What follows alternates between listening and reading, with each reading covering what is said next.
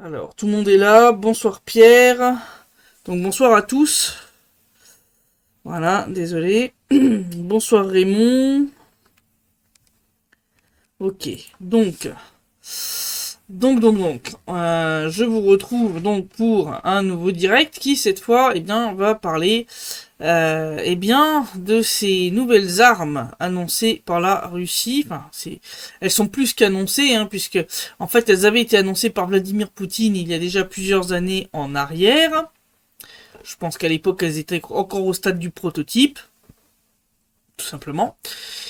Mais là, ça y est, Vladimir Poutine a annoncé des tests réussis pour deux de ces toutes nouvelles armes qui changent la donne, le Bourevestnik et le Poséidon. Alors, Bourevestnik et Poséidon, qu'est-ce que c'est? C'est quoi donc? Qu'est-ce que c'est que ces trucs? Alors, le Bourevestnik, on va commencer par lui, puisque c'est le premier qui a été annoncé. Eh bien, c'est un missile porteur d'une tête nucléaire et à propulsion nucléaire. Ouais. Et qui peut donc en fait avoir une autonomie. Alors bien sûr ça va pas être réellement totalement illimité, hein, parce qu'il n'y a rien d'illimité dans ce monde, mais une portée effectivement extrêmement grande, hein, puisque forcément vous pouvez, grâce à un petit réacteur nucléaire, alimenter un missile pendant un temps beaucoup plus long qu'avec un réservoir de carburant ou même des propulseurs même à poudre ou etc. quoi. Bonsoir Marie-Christine. Et donc forcément, ça vous donne un missile qui peut faire le tour de la Terre plusieurs centaines, plusieurs milliers de fois, qui peut manœuvrer, bien entendu, avant de frapper sa cible. Et il peut voler à très basse altitude. Très très basse altitude. Donc ça, clairement, pour les systèmes de défense aérienne occidentaux, eh bien, c'est très très très mauvais. Parce qu'un missile comme ça, c'est inarrêtable. Il peut rester en fait en vol pendant très longtemps avant de te frapper au bon endroit au bon moment. Et c'est clairement une arme de type frappe secondaire, frappe de réponse. De toute façon, la Russie a toujours eu une doctrine nucléaire qui était une doctrine de réponse. Même si elle l'a modifiée là ces dernières années, mais on reste quand même dans un mode plus défensif que on n'est pas dans une doctrine de première frappe, comme on a côté par exemple américain. Bonsoir Fucat, bonsoir Christina, je vois que les gens arrivent sur VK. Et donc, ces armes font partie donc de celles qui avaient été annoncées par Vladimir Poutine, hein, qui avait fait rigoler à l'époque, hein. Certains qui te disaient c'était juste des jolies animations sur un PowerPoint. Là, je pense que les gens qui avaient sorti ça à l'époque sont en train de... comment dire ? Hein, voilà, je pense que certains devaient être en train de ravaler un petit peu leur morgue de ce côté-là. Parce que, ben non, c'est plus seulement une jolie animation sur un PowerPoint. C'est une réalité. De même que l'Oreshnik commence à être déployé dans l'armée russe, ce sont des armes qui maintenant vont entrer en production de masse. D'ailleurs, l'Oreshnik, on a eu un truc très très drôle, là, on a eu un des clowns des services de renseignement ukrainiens qui a raconté que soi-disant ils en avaient détruit un sur le polygone de Kapustiniar il y a 2 ans. Oui, bien sûr. Et t'en parles seulement maintenant. Bon. Quand on aura fini les bêtises, hein. Bref. Et le deuxième, on va dire, bébé, hein, nucléaire, c'est le Poséidon. Alors le Poséidon, c'est quoi? C'est une espèce de... C'est un mix entre une torpille nucléaire et un drone sous-marin. C'est-à-dire qu'en fait, c'est une espèce de drone torpille nucléaire, donc à propulsion nucléaire, qui, pareil, hein, peut se balader sous les océans pendant un temps extrêmement long, hein, parce que c'est le principe, là encore, d'un réacteur nucléaire, hein, tu as une autonomie avec un tout petit, une toute petite charge, un tout petit poids, un tout petit volume, qui va être bien plus important que si tu avais rempli ça avec du fuel ou des propulseurs, enfin des combustibles solides. Donc clairement là aussi, on est sur une arme qui est très compliqué à détecter, parce que ce truc est plus petit qu'un sous-marin, donc il peut être tiré par un sous-marin, donc certains des sous-marins les plus récents de la marine russe peuvent tirer le Poséidon, donc il se tire en fait comme une torpille, et puis ensuite il va se balader, donc il peut se balader en mode silence radio, de manière complètement autonome. Donc silence radio, ça veut dire que ça va être très compliqué de le détecter. Hein, vous voyez déjà comment ils sont en train de chercher de manière hystérique à chaque fois qu'ils pensent avoir vu un sous-marin russe. Alors je vous laisse imaginer ce genre de torpille. Et donc en plus de la propulsion nucléaire, l'ogive qu'elle transporte est aussi nucléaire. Et alors le but du Poséidon, c'est donc de provoquer, en fait de frapper à un moment sur une côte avec sa charge pour provoquer un tsunami, et un tsunami radioactif en prime. Donc ça c'est clair que ça vise très clairement un pays comme les États-Unis, hein, qui a beaucoup de grandes villes au bord de la mer, hein, ou pas loin. Je pense entre autres à des villes comme New York, Los Angeles, etc. Et donc ça ferait d'énormes dégâts, hein, vous imaginez bien. Donc vous avez une ville rasée par un énorme tsunami radioactif en prime. C'est clair que les dégâts vont être extrêmement importants. Hervé qui dit en tout cas Trump a l'air d'avoir bien compris le message du Bourré-Vesnik contrairement à Macron. Oui, alors on a eu Macron là qui a annoncé ils ont annoncé deux trucs côté français. Alors la sortie en tout cas ils se préparent à mettre en œuvre un missile de type mer-sol capable de transporter les ogives nucléaires. Bon alors comme je l'ai commenté pour TASS, je vous le redonne ici. Ça va changer la donne sans la changer. Changer la donne dans le sens où, clairement, c'est un type de vecteur nucléaire dont la France ne disposait pas avant. Donc ça étend quand même, on va dire, les types de cibles et la distance à laquelle ça permettrait à l'armée française de frapper. Mais dans le même temps, comme je le rappelle souvent, l'armée française a à peine quelques centaines d'ogives. C'est un petit joueur comparé aux deux gros mastodontes que sont l'armée russe et l'armée américaine. Voilà, qui disposent chacun de plusieurs milliers d'ogives actives, plus toutes celles qui sont dans les entrepôts. Voilà. Donc si vous voulez, on est vraiment... c'est plus risible qu'autre chose. C'est dans un sens, oui, ça change la donne pour les capacités de frappe nucléaire de l'armée française. Mais l'un dans l'autre, si vous voulez, si on regarde la quantité par rapport au gros mastodonte, bon, c'est voilà, faut relativiser un petit peu.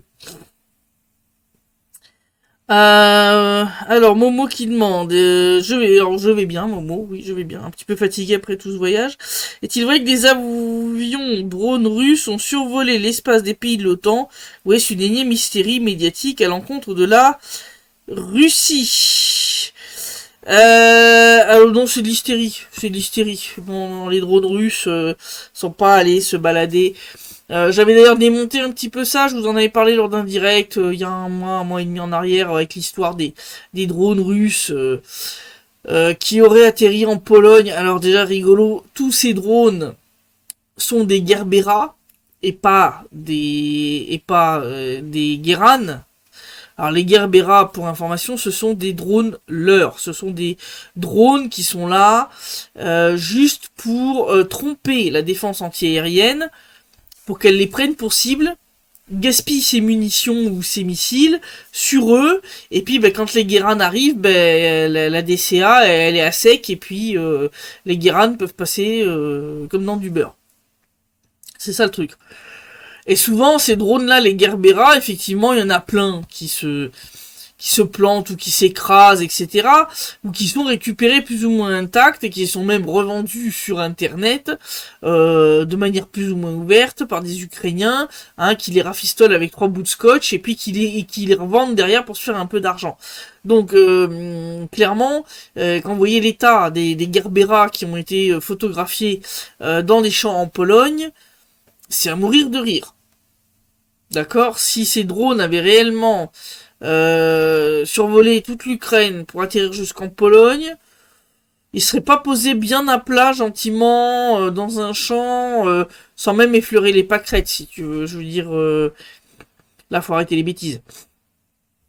Ça n'a strictement aucun sens. Il y en a un qui est soi-disant atterri sur un clapier ou un poulailler. Euh, hein, euh, Aucun lapin ni aucune poule n'a été blessé. Enfin, c'est ridicule. Vraiment, c'est du grand n'importe quoi. C'est de l'hystérie totale. Le but étant de justifier de toutes ces déclarations va-t-en-guerre et des uns des autres. Et puisqu'on parle justement de déclarations va-t-en-guerre, on va parler de l'autre magistrale connerie de Macron, qui a l'air donc d'être prêt à envoyer 2000 soldats. Manifestement, d'après les informations des services de renseignement russes, qui sont généralement assez bien informés, ils enverraient des gars de la Légion étrangère, principalement des hommes originaires d'Amérique du Sud, bah oui, parce que comme les Ukrainiens, ça a pas l'air de leur faire mal au cœur d'envoyer les Colombiens, là, des cartels de narcotrafiquants, se faire massacrer sur la ligne de front. Bon, je pense que la France s'est dit que quitte à aller envoyer quelques-uns de ses soldats à les crever, autant utiliser, on va dire, ceux de la même origine, comme ça on reste raccord. Mais bon, comme je l'ai dit là aussi à TAS, quand vous voyez que on est à peu près à des scores à plus de 6000 soldats ukrainiens tués en quoi, en une semaine, 10 jours. Si on regarde les chiffres, entre autres, de la chaîne chez Podfronta, chez Podfronta, là, ils sont passés à 680 000 nécrologies de soldats ukrainiens. Si vous voulez, 2000 soldats, ça va faire quoi? Ça va même pas faire une semaine. Les mecs, ils vont faire 3 jours. Ça rime à quoi? Est-ce que c'est pour après dire la Russie a tué nos soldats, gna gna gna? Oui, d'accord, mais là t'entraîneras pas les potes de l'OTAN avec l'article 5, parce que là c'est toi qui est allé en mode attaque, si tu veux. La Russie n'a pas attaqué le territoire français, donc vous allez sortir 2000 cercueils pourquoi? Enfin, ça n'a strictement aucun sens. Et sur le fond, ça changera rien. Tu peux envoyer les légionnaires, tu peux envoyer ce que tu veux. Les mecs vont se faire pulvériser par les drones, par les Kinjal, par les Geran. Je veux dire, de la même façon que les meilleurs soldats ukrainiens. Je veux dire, ils feront pas mieux. Donc, ouais. Là, semble-t-il, ils sont pour l'instant de l'autre côté de la frontière, en train de suivre un entraînement. Moi, je serais les mecs, je refuserais. Hein. Après, vous faites comme vous voulez, mais vous allez finir éparpillé façon puzzle. Hein. Je vous le dis. Vous ne changerez rien à cette guerre. Voilà, vous allez mourir pour rien. Voilà. Vous avez donné quoi, 3 jours, 4 jours de sursis à l'armée ukrainienne, c'est ridicule, c'est absolument ridicule. Vraiment, Macron en est vraiment à des mesures complètement délirantes et désespérées.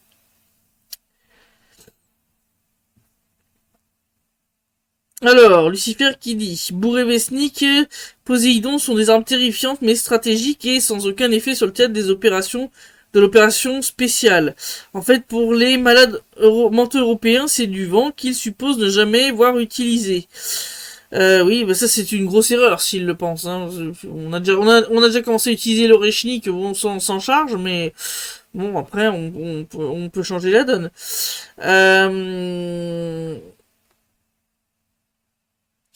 La Russie développe-t-elle des armes qui pourraient, comme la bombe chinoise à hydrure de magnésium, produire des effets de sidération sur le terrain? Mais la Russie a déjà une avance considérable dans l'arme, on va dire, ultime du conflit actuel, c'est les drones. Voilà. Russie et Iran sont à la pointe en matière de drones militaires. Les experts le sérieux le reconnaissent, loin derrière les Occidentaux. Bon, la Chine n'est pas loin derrière, hein, mais Russie et Iran sont là-dessus. La Russie a même développé des drones d'évacuation, des drones de ravitaillement, enfin, c'est un truc de fou. C'est et en termes de quantité produite, etc. La Russie a des missiles hypersoniques que la défense antiaérienne occidentale est incapable d'arrêter.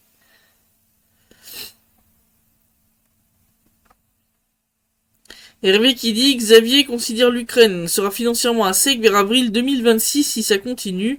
On va rouler en drone d'occasion. Oui, oui, parce que le truc c'est que malgré toute leur bravade, etc., les Occidentaux ont un gros problème. Le retrait des Américains du financement de l'aide militaire à l'Ukraine apportait un sacré coup à celle-ci. L'Union européenne, entre guillemets, tout entière, parce que c'est pas tout entière, on a un certain nombre de pays, comme vous le savez, qui sont contre et qui refusent de financer ça. Je pense entre autres Hongrie, Slovaquie, etc. Mais même en comptant tous les autres qui s'y mettent, il n'y a rien à faire. La quantité de financement est très en dessous de ce que c'était à l'époque Biden, où c'était l'hélicoptère à pognon. Bon, ce qui n'est rien d'étonnant, je veux dire, quand vous voyez la part du PIB, la part du budget d'État aux États-Unis qui est consacrée à la défense, ou les sommes qui étaient dépensées par l'USAID, entre autres, vous comprenez bien que l'Union européenne ne peut pas suivre, c'est pas possible, ils n'ont pas les moyens. Et donc forcément, ça commence à se voir. C'est-à-dire, ils arrivent à assurer, je crois que c'est à peu près la moitié seulement de ce que les États-Unis fournissaient. Et même eux, là, ils arrivent au bout du bout.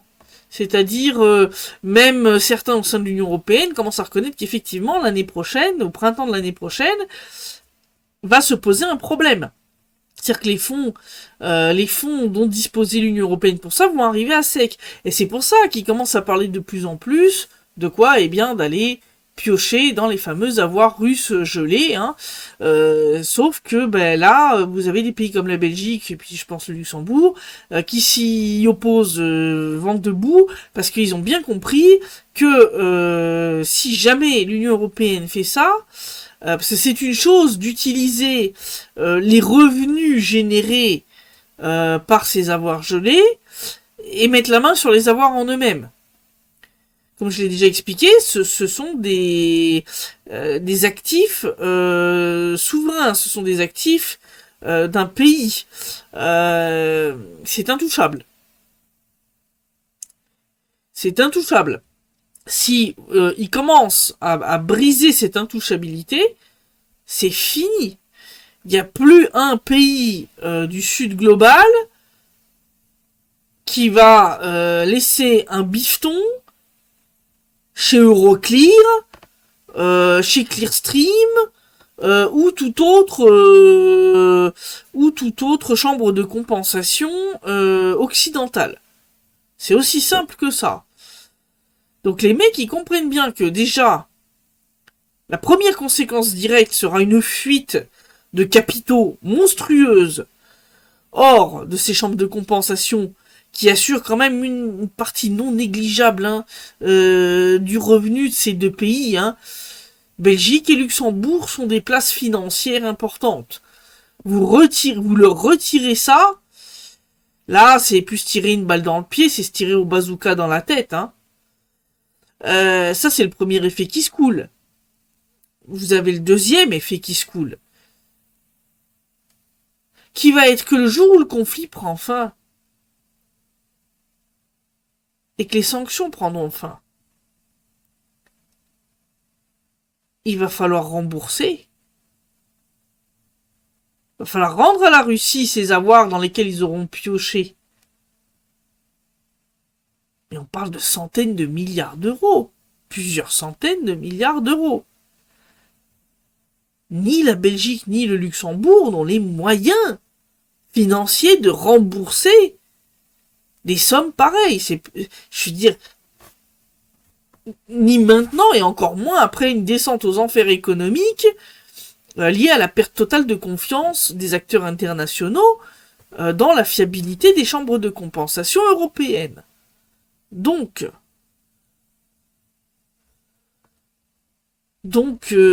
clairement, s'ils font ça, ils se flinguent totalement. Ils flinguent l'Union européenne. Et donc, en fait, je pense que, sincèrement, ils vont pas arriver à ça. Je pense qu'un certain nombre de pays vont continuer à s'y opposer. Et donc, il y a un moment où le financement va arriver au bout. Il y a un moment où ils vont pas pouvoir continuer à dire au peuple européen, bon, bah, faut vous serrer la ceinture, vous alliez à la retraite à 72 ans, que vous regardiez vos hôpitaux et vos écoles tomber en ruine, parce qu'il faut tout donner à l'Ukraine. Il y a un moment, quand même, ça va franchir une ligne rouge. Il y a un moment, quand même, où les gens vont dire, non, mais stop, là. Non, mais stop. À un moment, je pense que les gens vont dire, bon, là, il est temps d'arrêter les conneries, on arrête, là, le char. Donc, de toute façon, ça se passe mal pour l'Ukraine.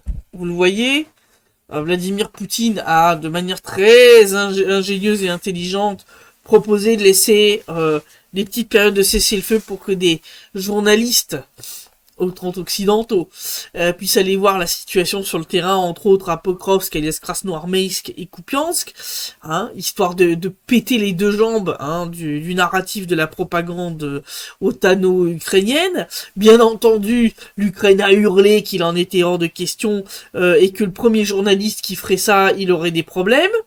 Bon, quand vous les voyez réagir de manière hystérique comme ça, vous avez compris que ça sent le pâté, pour eux.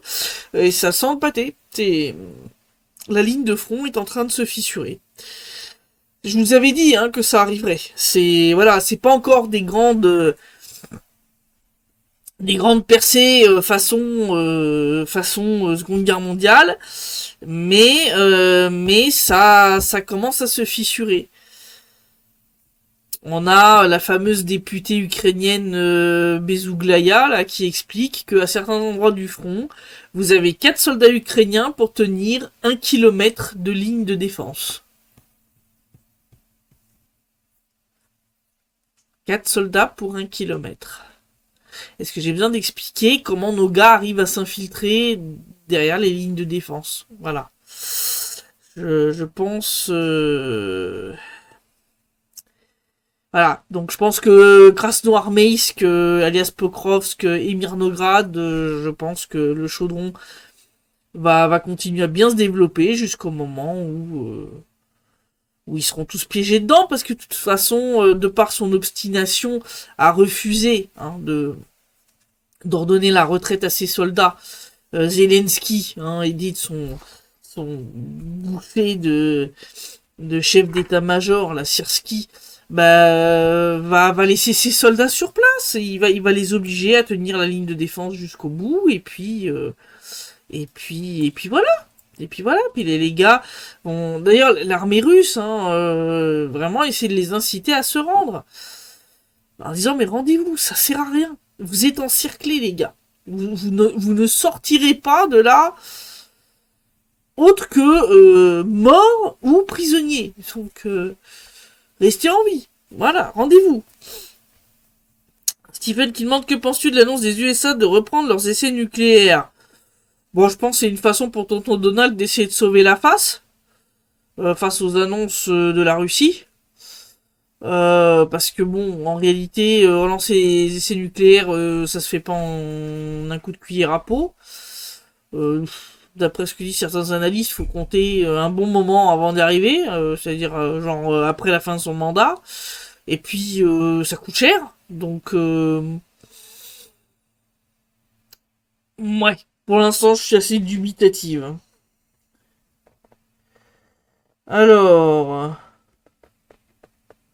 Est-il vrai que la Russie aurait arrêté un biologiste ukrainien de 70 ans pour haute trahison, pour de la pêche de krill, ou c'est encore de la propagande à 2 balles? J'ai pas vu passer cette info, je sais même pas d'où ça sort. D'où ça sort ce truc? Frucat, d'où tu me sors ça? Je sais pas. Alors,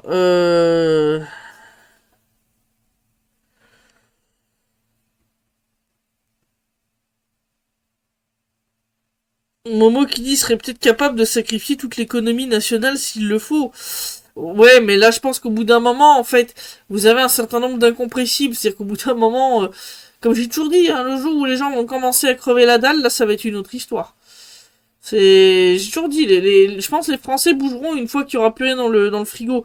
Mais là, si vous sacrifiez toute l'économie nationale, c'est ce qui va se passer.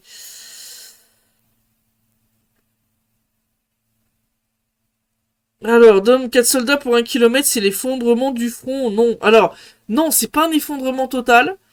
C'est un effondrement, on va dire, localisé, c'est-à-dire que c'est pas partout.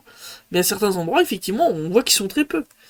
Et même nous, on envoie on envoie à l'attaque des gars par groupe de 3. Parce qu'avec les drones et tout, ça rime à rien. Tu peux pas faire des grandes colonnes de véhicules. Pour ceux qui l'ont pas vu, d'ailleurs, avant que je parte à Moscou, j'avais publié là la version française du documentaire que j'avais fait en région de Koursk. Sur la bataille de Koursk 2.0, allez le regarder, vous allez comprendre pourquoi maintenant on peut plus faire des grandes attaques avec colonnes de blindés et ne serait-ce même que plusieurs dizaines de soldats.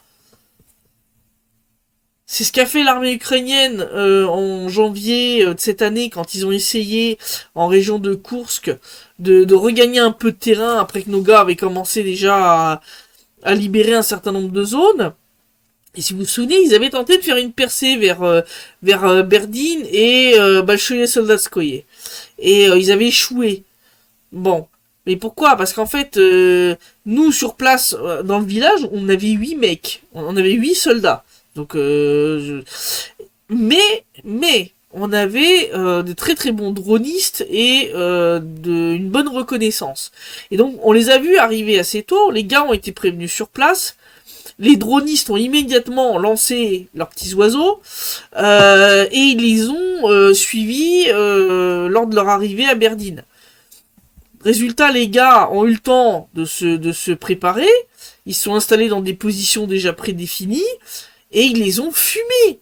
Ils les ont fumés aux lance-grenades, aux lance-roquettes, ils ont détruit les véhicules blindés.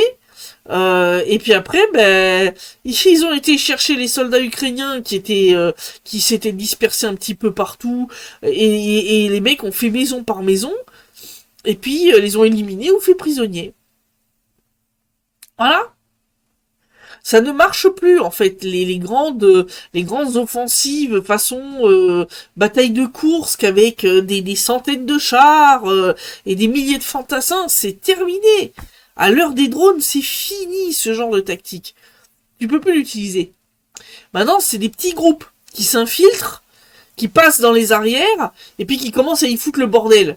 Et puis en fait, qui finissent en fait par provoquer un espèce d'encerclement de fait, et donc qui amène soit à l'élimination, soit à la reddition des troupes qui se trouvent prises en sandwich entre le gros de nos troupes et puis les petits groupes qui sont infiltrés derrière eux, quoi.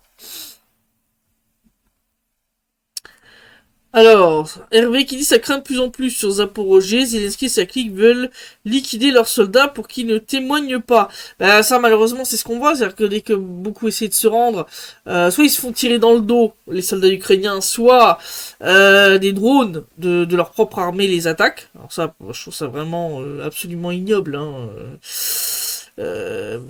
Ça montre que Zelensky on n'a rien à faire de ses soldats.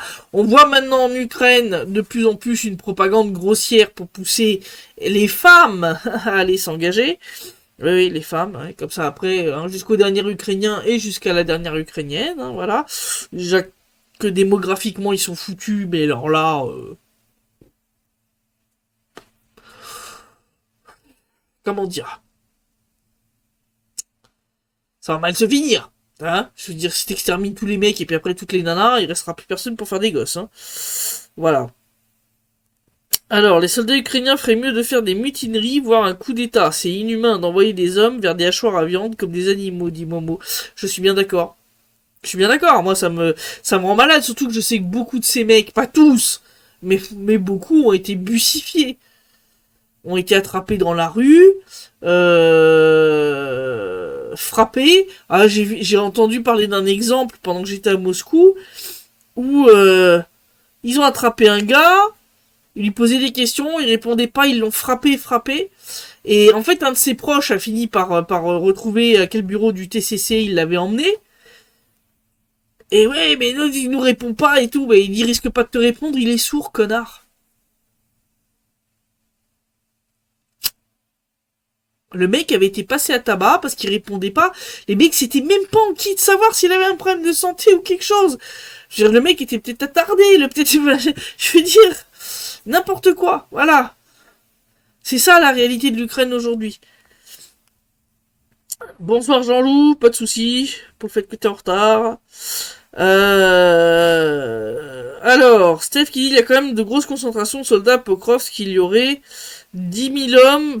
Je pense qu'ils sont moins que ça quand même, non, à Pokrovsk. Je pense que peut-être 4-5 000. Oui, au final, ça te fait quand même pas mal de mecs, parce que c'est quand même une agglomération, enfin deux agglomérations en fait, parce que tu as Pokrovsk et puis t'as Mirnograd qui forment une espèce de méga agglomération, un peu comme Donetsk et Makiivka, où t'as une quasi-continuité, si tu veux. Donc si tu veux, oui, mais les gars sont pas tous regroupés au même endroit. C'est-à-dire t'as des petits groupes de 4-5 mecs dans une cave, et puis t'en as 4-5 dans la cave d'à côté, et puis t'en as 4-5, 3 pâtés plus loin. Tu vois, c'est ça que... Qu'est-ce que c'est que ça?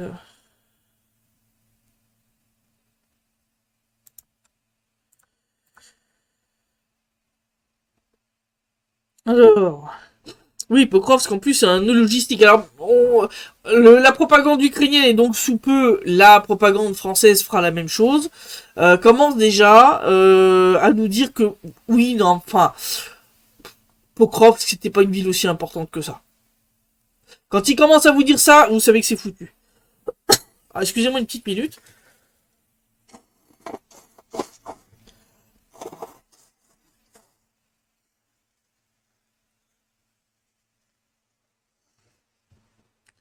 Quand vous voyez la propagande ukrainienne commencer à vous dire qu'une ville qu'ils ont défendue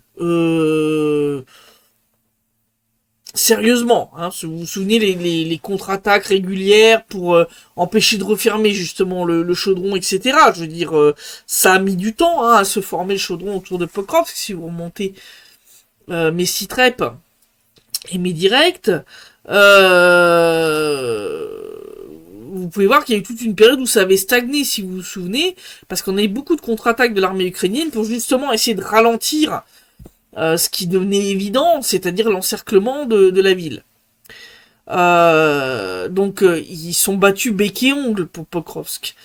Tu te bats pas bec et ongle pour une ville qui n'a aucune importance. C'est un logistique majeur pour l'armée ukrainienne dans le Donbass. Clairement, sa perte va être un gros problème pour eux. Et là, quand vous commencez à aller voir, là, oui, non, mais bon, ouais, c'est une ville comme une autre, quoi. C'est pas très grave si on la perd. Bon, d'accord, vous avez compris. Ça, c'est la phase déni. Hein, bon.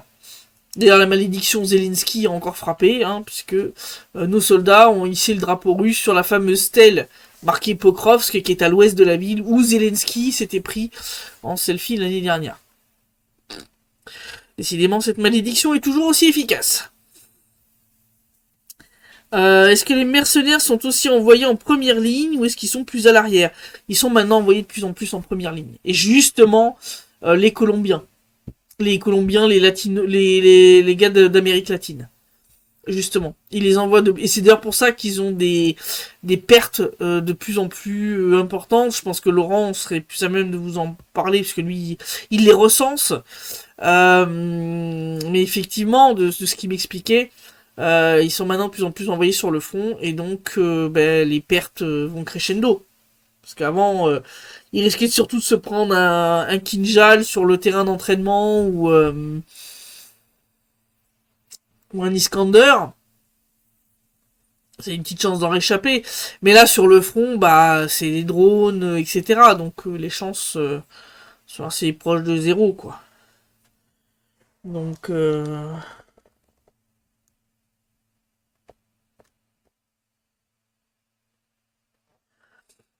voilà. Donc c'est ça la situation un petit peu. Bon, on voit que la situation entre les États-Unis et la Chine s'est calmée. Il y a eu une discussion directe entre Trump et Xi Jinping et tout s'est calmé. Bon, je pense que Xi a expliqué la donne comme il faut. Hein, et puis voilà. La Chine est un petit peu redescendue sur certains trucs. Et puis Donald Trump a arrêté ses conneries avec ses histoires de droits de douane de 100% ou je sais pas quelle bêtise.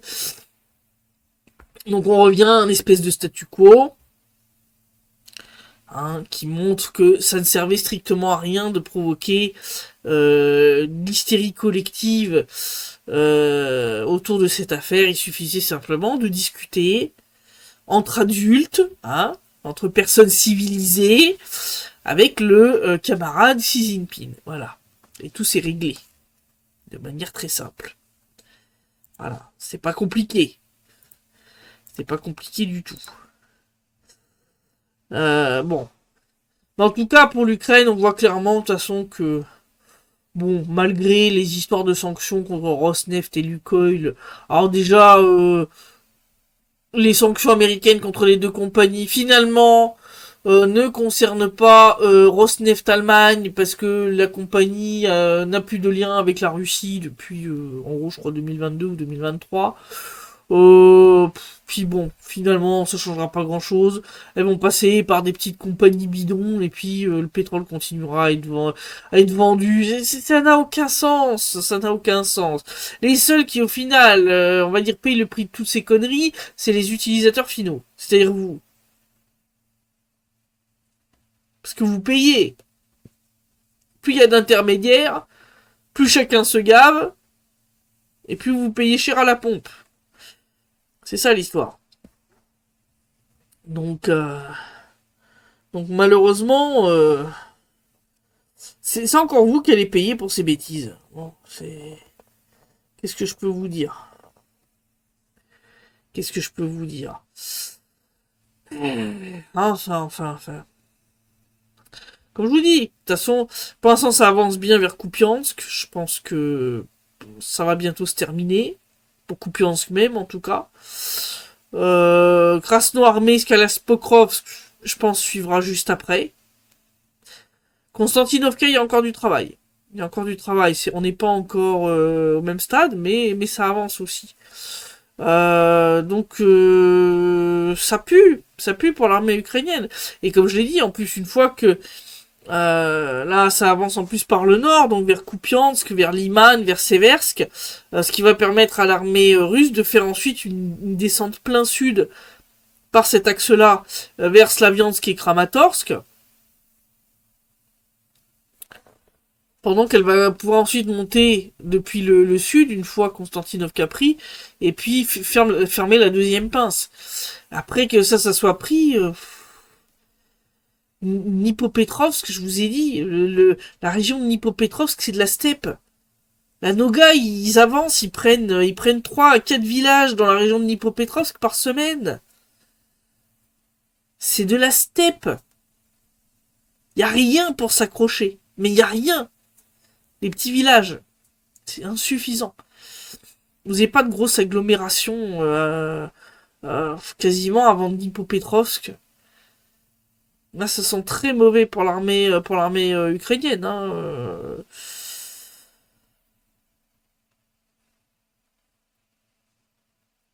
C'est Hervé qui dit que Xi a fait du gabin. Trump s'est tu. Ah ouais. Pour une fois. Et là, c'est rigolo parce que juste après ces discussions avec Xi Jinping, il est remonté dans son avion. Il n'y a même pas eu de conférence de presse conjointe. Ce qui montre bien qu'il s'est pris une claque quand même, Trump, hein, lors de la rencontre avec Xi Jinping. Si ça avait été à son avantage comme il essaie de le présenter, il serait pas parti comme ça. Hein, il serait pas parti comme un peu sur une plaque de verglas. Ils auraient fait une conférence de presse commune comme il avait fait après sa rencontre avec Vladimir Poutine. Là, non. Ce qui montre très clairement que c'est Xi Jinping qui a imposé ses conditions et débloqué un certain nombre de situations qui n'étaient pas très avantageuses. Parce que la Chine a maintenant les leviers suffisants pour ça. Entre autres, les terres rares. Et les États-Unis qui sont à fond sur des armements ultra modernes qui ont besoin de ces terres rares, ben, peut pas se permettre de se retrouver avec une interdiction complète d'exportation des terres rares chinoises vers les États-Unis. Voilà. C'est le problème quand tu n'es pas souverain sur les ressources dont tu as besoin pour faire tourner ton industrie, ton armement, etc. Voilà, ça fait partie des choses pour lesquelles un pays qui se veut fort, un pays qui veut pouvoir être en capacité, si vous voulez, de se défendre contre toute tentative d'ingérence ou d'attaque extérieure, c'est un pays qui doit être souverain sur un certain nombre de points vitaux.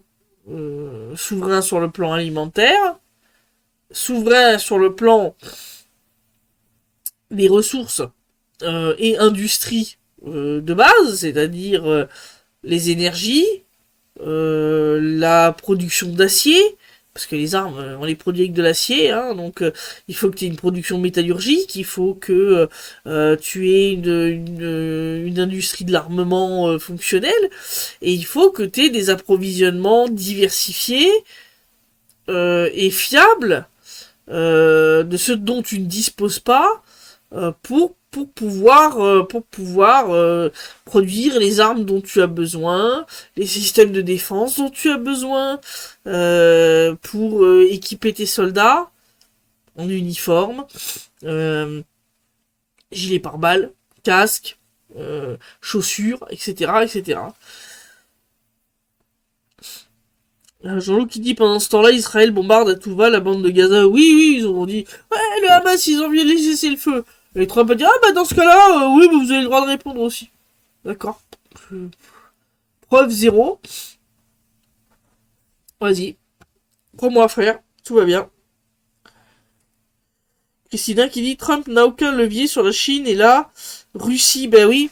C'est bien ce qui l'emmerde. C'est pour ça que il arrive pas entre guillemets à résoudre le conflit en Ukraine en 48 heures comme hein, il l'avait promis. Parce que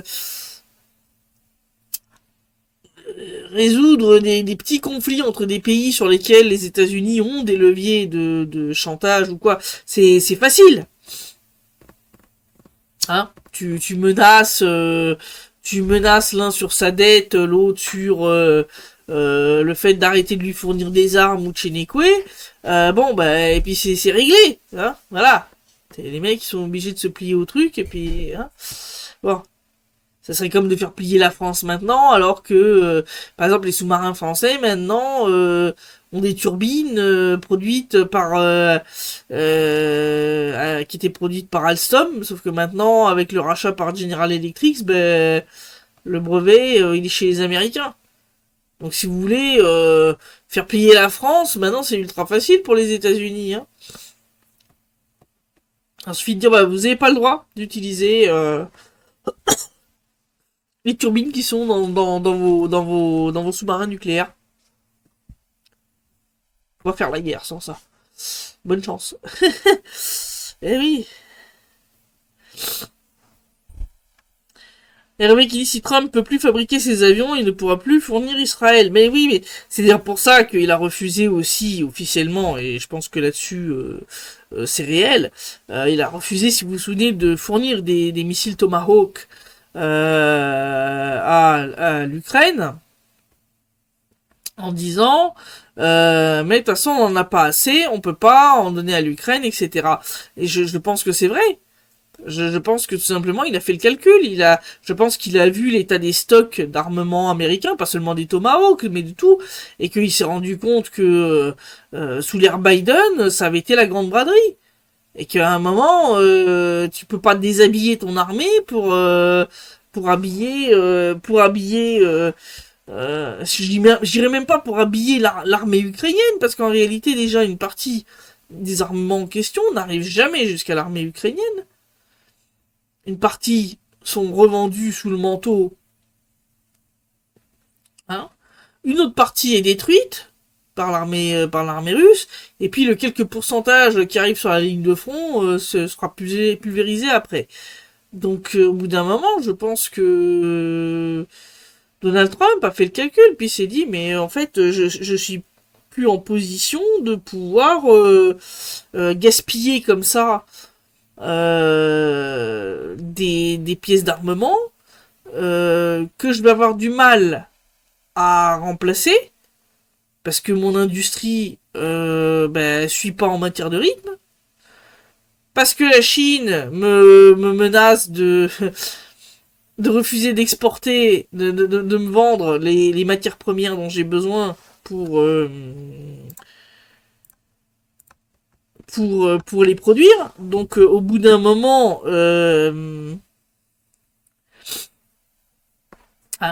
puis il peut difficilement fournir tout ce qu'il faut à Israël et à l'Ukraine. Hein. Les stocks ils suffisent pas. Hein. C'est juste pas possible. C'est juste pas possible.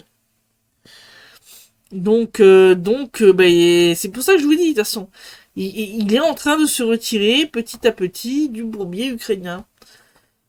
Et il se retire petit à petit comment? Eh bien, d'abord en arrêtant le financement, en faisant porter ce financement sur l'Union européenne, et puis ensuite, il va leur dire, oui, vous devez m'acheter pour je sais pas combien de centaines de milliards d'armements, mais bon, je vous les fournirai, dans 10 ans, parce que,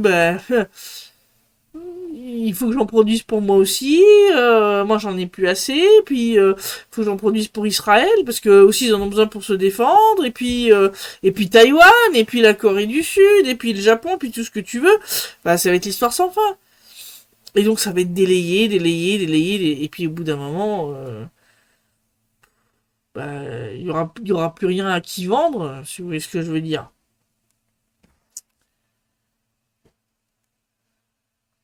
Je sais pas si c'est vrai, mais il se dit que la mère Zelensky ne se mouche pas du coude. Ah oui, non, mais oui, il y tourne du fric. Mais c'est pour ça que ça ne l'intéresse pas de conclure un accord de paix. Zelensky a plusieurs motivations pour continuer la guerre. La première, c'est le fric. Plus la guerre dure, plus il s'en met dans les poches. On le sait, tout le monde le sait. Lui et tous ceux qui sont autour, hein. Donc ses conseillers, ses ministres, les députés de la Rada, hein, pour qu'ils restent bien sages et puis qu'ils votent pas une petite motion de destitution à la Yanukovych, quoi, tu vois. Parce que je rappelle quand même que les députés de la Rada ont le pouvoir, hein, de destituer le président, entre autres, s'il s'avère totalement incompétent. Oui, oui. Ou s'il est déclaré fou, ou ce genre de choses. Bref.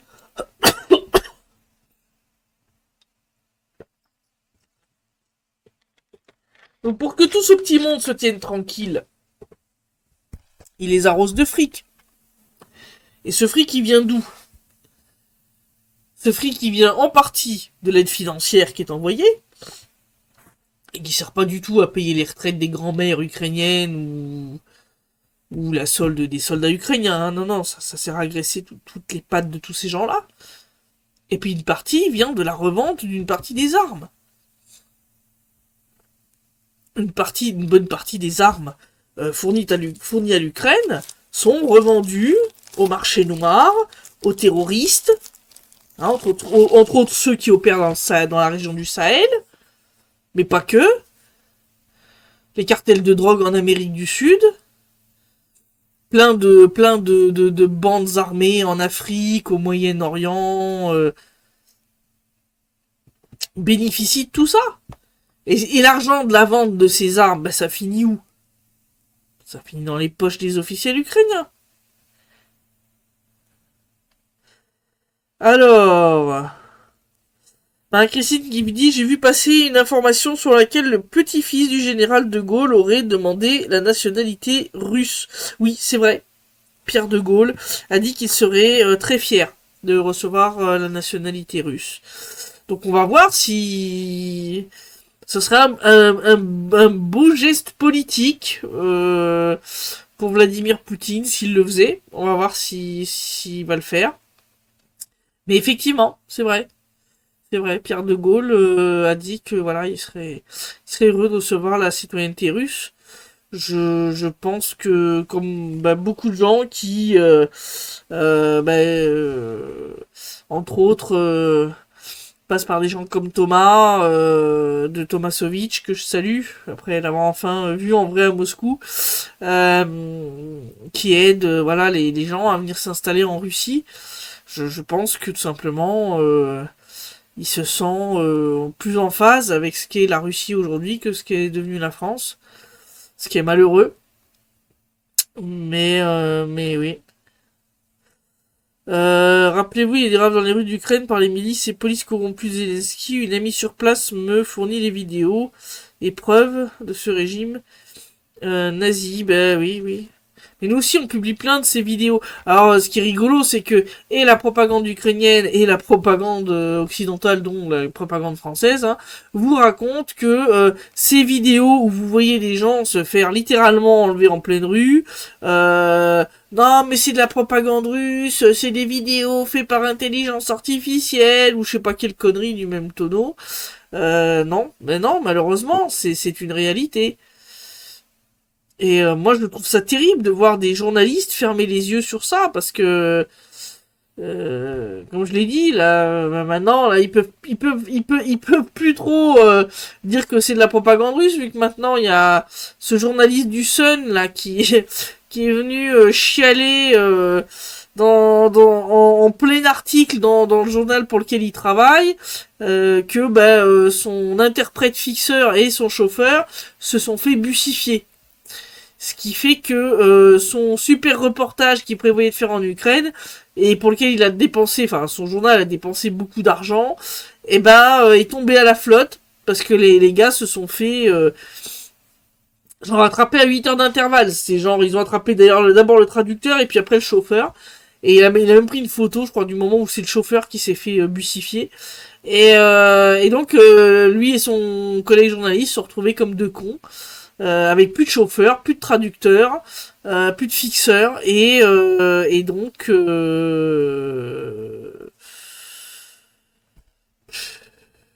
et donc il est venu pleurer dans un article en disant que voilà, c'est pas juste.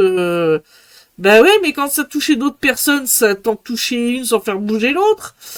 Voilà, c'est toujours l'éternel problème, hein. Quand ils sont venus chercher les juifs, j'ai rien dit parce que j'étais pas juif. Quand ils sont venus chercher les communistes, j'ai rien dit parce que j'étais pas communiste. Quand ils sont venus chercher les syndicalistes, j'ai rien dit parce que j'étais pas syndicaliste. Et puis quand ils sont venus me chercher, bah il y avait plus personne pour prendre ma défense. Voilà. C'est Mais là, c'est la même. Moi, voir ce journaliste chialer parce que son fixeur et son chauffeur se sont fait bussifier. Si c'était pas aussi tragique pour ces deux hommes en question, j'aurais bien eu envie de lui dire, bah écoute, c'est bien fait pour ta gueule. Mais j'ai pas envie de le dire parce que ça me fait mal pour ces deux mecs qui avaient rien demandé à personne et surtout pas finir sur le front pour une guerre que l'Ukraine ne peut pas gagner et deux qui n'est absolument pas dans son intérêt vital. Bien le contraire. Quand le front sera stabilisé à Pokrovsk libéré, quelle est la distance avec l'agglomération de Kramatorsk? La distance entre Pokrovsk et Kramatorsk. Je veux pas te dire de conneries de tête. Alors attends, je regarde. Je regarde sur une petite carte. J'aime pas dire des bêtises, même approximatives. Alors, en fait, Pokrovsk, c'est pas celui qui est le plus près, en fait, de Kramatorsk. Ce qui est le plus près de Kramatorsk, c'est Konstantinovka, en fait. Konstantinovka, Kramatorsk, 27 km. 38 jusqu'à Slaviansk. Donc en fait le front commence déjà quand même pas mal à se rapprocher parce que déjà quand on a pris Bakhmut, Artyomovsk et puis Tchassov-Yar, on l'a pris, on n'est plus qu'à moins d'une vingtaine de kilomètres de Kramatorsk, hein, déjà actuellement. Donc sur les bordures, si vous voulez, de la pince autour de Konstantinovka, on n'est plus qu'à... C'est que Kramatorsk est déjà à portée de... on va dire de l'artillerie lourde. Voilà, l'artillerie lourde, si on la positionne à Tchassov-Yar, on peut déjà tirer sur Kramatorsk. On peut déjà, voilà. Et en fait, ce qui se passe, c'est ce qui est dangereux pour eux, c'est que là, on commence à se rapprocher de Liman, Krasny Liman, qui lui est juste à côté de Slaviansk. Hein. Krasny Liman, allez, t'as 15 km, 15 km au nord-est de Slaviansk. Et on est déjà au niveau de Yampol et de l'autre petit village dont je vous avais parlé l'autre fois, Zarechnoye, qu'on a pris, on n'est plus qu'à quelques kilomètres de Krasny Liman. Si on prend Krasny Liman, Slaviansk est à portée de tir de l'artillerie russe.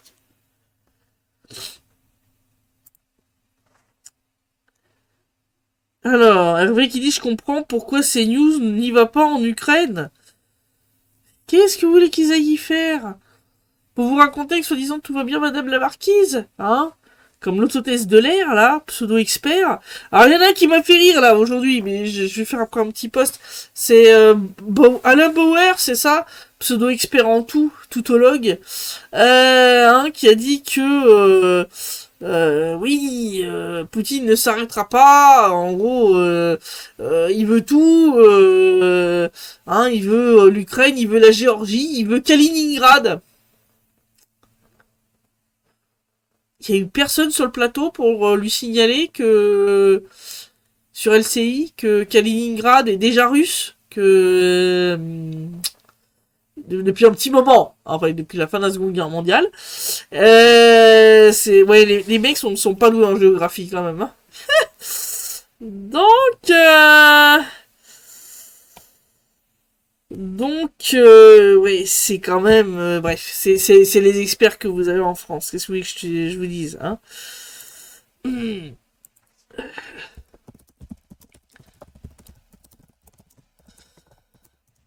C'est ça que vous avez comme expert sur la télé française. Qu'est-ce que je voulais que je vous dise, moi? Voilà, voilà. Jean-Loup qui en perle. Jean-Loup en perd son latin. Il sait plus quoi répondre. Je pense qu'on va s'arrêter là pour ce soir. Je suis quand même un peu épuisé. J'étais dans le train, puis voiture de Rostov jusqu'à Donetsk. Je suis un peu épuisé. Donc voilà. Je publierai demain en journée l'enregistrement du direct comme d'habitude. Je vous retrouve dimanche pour le prochain rapport hebdomadaire de situation. Et puis voilà, on va continuer de vous fournir plein d'interviews super intéressantes. Donc continuez à nous suivre et surtout abonnez-vous à plusieurs de nos réseaux sociaux pour être sûr de ne rien rater. Voilà, voilà. Dom qui dit quand on sait beaucoup plus que les experts juste parce qu'on s'informe, on se passe totalement des experts. Et je n'aurais pas su dire mieux, Dom, je pense que ce sera le mot de la fin. Donc je vous souhaite à tous une bonne soirée, je vous dis à la semaine prochaine pour le prochain direct hier stream, et d'ici là, portez-vous bien.